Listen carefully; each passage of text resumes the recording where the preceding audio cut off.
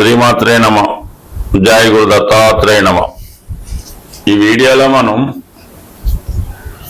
మే 18వ తారీఖు నుంచి అంటే సుమారుగా మనకి ఈ మే నెలలోనే ప్రధాన గ్రహాలు రాశులు మారడం జరిగింది. అలాగే శని భగవానుడు కూడా మనకి మార్చి 29న మారడం జరిగింది. ఈ గ్రహాల మార్పు మేషరాశి వారి మీద ఎటువంటి ఆర్థిక పరమైనటువంటి ప్రభావాన్ని చూపుతూ ఉంటాయి. అయితే ముఖ్యంగా మనం చెప్పేది ఏంటంటే ఈ వీడియోలో మేషరాశి వారికి మారిన ప్రధాన గ్రహాల ప్రభావం ముఖ్యంగా ధనయోగాలు, రాజయోగాలు ఏ విధంగా ఏర్పడతాయి, వీరు ధనం సంపాదించాలంటే ఏ ఏ రంగాల్లో స్థిరపడితే బాగుంటుంది, ఏ ఏ ప్రయత్నాలు చేయడం వల్ల వీళ్ళు ఆర్థికంగా ఎదగాలనే భావన కలుగుతూ ఉంటుంది. ఇవన్నీ ముఖ్యంగా కేవలం ఆర్థిక పరమైనటువంటివి, ధనయోగాలు మాత్రమే ఈ వీడియోలో తెలుసుకునే ప్రయత్నం చేద్దాం. శ్రీమాత్రే నమ. కర్కాటక రాశి వారికి ప్రధాన గ్రహాల మార్పు వల్ల ఎటువంటి ధనయోగాలు ఏర్పడడం జరిగింది. వీరు ఈ సమయంలో ఏ వ్యాపారాలు, వృత్తులు చేయడం వల్ల ధనలాభం కలుగుతుంది, ఐశ్వర్యం కలగాలంటే వీళ్ళు సింపుల్గా ఏ వ్యాపారం చేస్తే బాగుంటుంది అన్న విషయాన్ని పరిశీలిద్దాం. కర్కాటక రాశి వారికి 2వ స్థానంలో కేతువు, ఇది ఒక ధనయోగం లాగానే అనుకోవాలి. 12వ స్థానంలో గురువు, 8వ స్థానంలో రాహు, 9వ స్థానంలో శని భగవానుడు. ఇందులో చెప్పాలంటే ఒక విధంగా గొప్పగా ఏర్పడినటువంటి ధనయోగాలు అయితే ఏమి లేవు, కానీ స్వశక్తితో మరి మంచి కార్యక్రమాల ద్వారా ధనం లభించే అవకాశం ఉన్నది. అంటే గురువు 12వ భావంలో ఉన్నప్పుడు తన యొక్క కారకత్వాల్ని జాతకుడికి అనుభవించేలాగా చేయడం జరుగుతూ ఉంటుంది. మరి 12వ స్థానంలో ఏ గ్రహం వచ్చినా దానికి సంబంధించిన విషయాల్లో మనకి అవుట్ గోయింగ్ ఖర్చు ఎక్కువగా ఉంటుందన్నమాట. అందువలన సింపుల్గా ఏంటంటే వ్యాపారంలో తొందరగా మన సరుకు అమ్ముడుపోవాలి అంటే 12వ స్థానంలో ఉన్నటువంటి గ్రహాన్ని అనుసరించి ఆ స్టాక్ మనం పెట్టుకుంటే అది తొందరగా సేల్ అయిపోవడం జరుగుతూ ఉంటుంది. మరి ఇప్పుడు గురువు 12వ స్థానంలో ఉన్నాడు కాబట్టి మీకు ఈ సమయంలో బాగా కలిసి వచ్చే బిజినెస్ ఏంటర్ అంటే విద్యా సంబంధించినది. స్కూల్ కానీ, ట్యూషన్ సెంటర్ కానీ, కోచింగ్ సెంటర్ ఇలాంటివి పెట్టుకోవడం వల్ల విద్యని అంటే మీరు అమ్ముకోవడం అనుకోకూడదు, కానీ విద్యని నమ్ముకోవడం ద్వారా మీకు ధనం కలిగే అవకాశం ఉంది. అయితే విపరీతంగా కోట్లో లక్షలో లాభం అయితే రాదు, కానీ మీ జీవనోపాధికి తగు విధంగా సరైనటువంటి సౌకర్యం, ధనం కలుగుతుంది. అలాగే మీరు సేల్స్ సంబంధించింది అయితే రైస్ అంటే ఫుడ్ ప్రొడక్ట్స్, రైస్ కానీ, గోధుమలు కానీ, మొత్తం అంటే ఆయిల్స్ తప్పించి మిగతా అన్ని ఫుడ్ ప్రొడక్ట్స్ మీరు ఒక డిపార్ట్మెంటల్ స్టోర్ గాను లేదంటే ఒక యాప్ ద్వారా కూడా మీరు ఈ మధ్యకాలంలో సేల్స్ జరుగుతున్నాయి కదా, ఆ విధంగా మీరు ఈ ఫుడ్కు సంబంధించిన ఐటమ్స్ సేల్ చేయడం ద్వారా ఖచ్చితంగా లాభాన్ని పొందుతారు. అంతే. ఇంకోటి ఏంటంటే ఒక హాస్టలు, ఒక ఫాస్ట్ ఫుడ్, ఒక క్యాటరింగ్, దీని ద్వారా కంపల్సరీగా మీకు ధన సౌకర్యం, ధన లాభం కలుగుతుంది.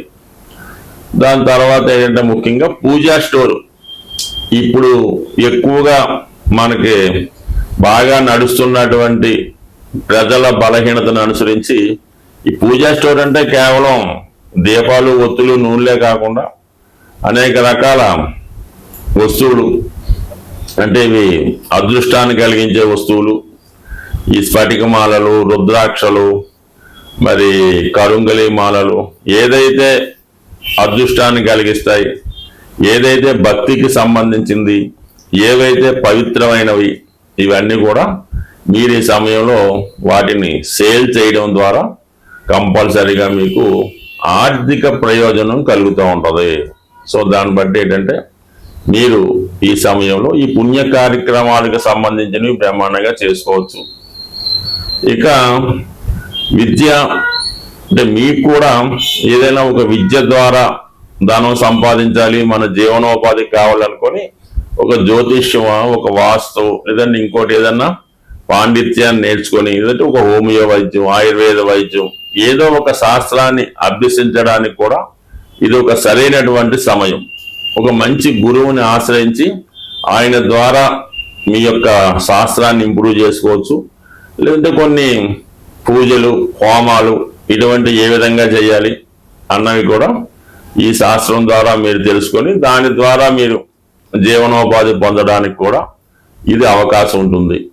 ఇది ఇక్కడ పెడితే వ్యయంలో ఉన్నటువంటి గురువుకి ప్రస్తుతం ధనస్థానంలో, వాక్ స్థానంలో ఉన్నటువంటి కేతువు మీకు దానికి ఉపయోగపడతాడు.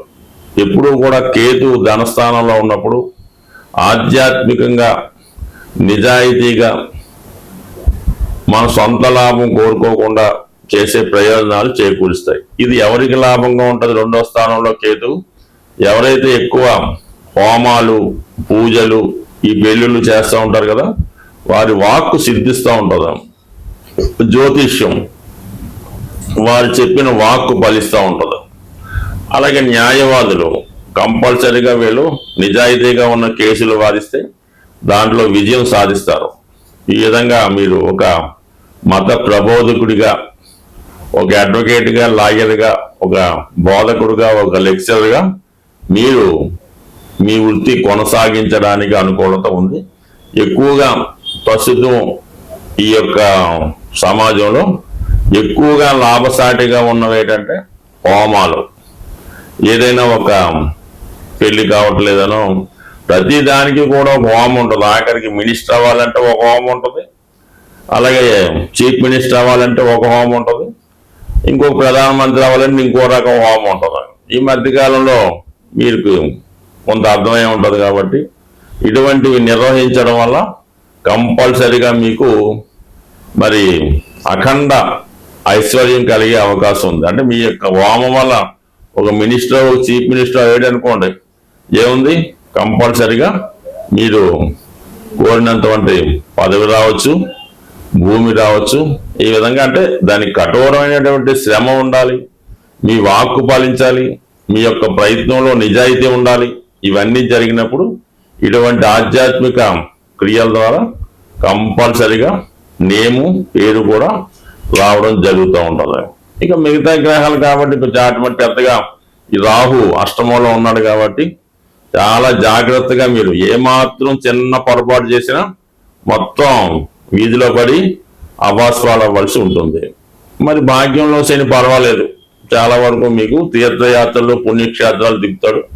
అక్కడ దానికి అనుగుణంగా అంటే మనిషికి ధనం సంపాదించాలనే ఒక ఉండాలి, కానీ తెలివి, జ్ఞానం ఎక్కడ ఏ విధంగా అయినా సంపాదించే అవకాశం ఉంటుంది. స్వస్తి. ధనయోగాలు జాతకంలో ఉన్నా లేకపోయినా కొన్ని మనం సాంప్రదాయాల్ని పాటించడం వల్ల ప్రతి ఒక్కరికి కూడా ధనయోగం ఏర్పడుతుంది. ఆర్థిక పరిస్థితి ఏమి అంటే మెయిన్గా నెసరీస్కి లోటు లేకుండా ఉంటే చాలు. ఎవరికైనా ప్రస్తుతం ఎంత సంపద అన్నది వాళ్ళ దాన్ని బట్టి ఉంటుంది. బట్ ఏదైనా జీవన విధానం లోటు లేకుండా ఉండాలంటే అంటే ఇప్పుడంటే మనకి ఈ రూపాయి నోట్లు ఆ ధనంగా మారింది కాబట్టి పూర్వకాలంలో గోవులే సంపదగా ఉండేది. అది అందుకనే పూర్వకాలంలో రాజ్యాలు అయినప్పుడు ఈ గో సంపదని అపహరిస్తే రాజ్యం దివాళా తీసినట్టు ఉండేది. అలాగే పూర్వం ఈ ధనం ఏదన్నా అప్పు కావాలంటే ఆ గోవుల రూపంలోనే తెచ్చుకోవడం జరుగుతూ ఉంటుంది. ఎవరి దగ్గర ఎక్కువ గోవులు ఉంటే వాడే రాజు, చక్రవర్తిగా ఉండేవాడు. కాబట్టి ఇప్పుడు కూడా మరి పూర్వకాలం అంటే ఒక 40-50 సంవత్సరాల క్రితం ప్రతి కుటుంబంలో కూడా ఒక గోవుని కంపల్సరీగా వారు పెంచుతూ ఉండేవారు. దాన్ని పూజిస్తూ ఉంటారు. అప్పుడు ఆ కుటుంబాలు చాలా సర్వ సౌఖ్యంగా ఉండడం జరుగుతూ ఉండేది. అలాగే అది చిన్నతనమో గొప్పతనమో తెలియదు, కానీ పాలుకి సంబంధించినటువంటి వ్యాపారాలు, అంటే అది వ్యాపారం అనకూడదు, పాలు నలుగురికి ఇవ్వడం, ఆ పాలు అవ్వచ్చు, దాని పాలు సంబంధించిన ప్రొడక్ట్స్, పాలు, పెరుగు, వెన్న, నెయ్యి, పెరుగు, ఇవన్నీ కూడా ఎవరైతే అది వ్యాపారంగానో కులవృత్తిగా చేసేవారు వారు చాలా సంపదగా ఉంటుండేవారు. ఇప్పుడు అవసరమైన ఏదైనా పర్లేదు, కానీ గోవుని సేవించడం వల్ల, అంటే ఇప్పుడు సిటీలో మనకి సేవించడానికి ఉపయోగం లేకపోవడం వల్ల ఏదైనా మనం గోవుని, అంటే మన పల్లెటూరులో ఉన్న, మీకు పట్టణంలో ఉన్న గోశాలలు ఉంటాయి, గోవులు దేవాలయంలో కొంతమంది గోవుని పెంచుతారు.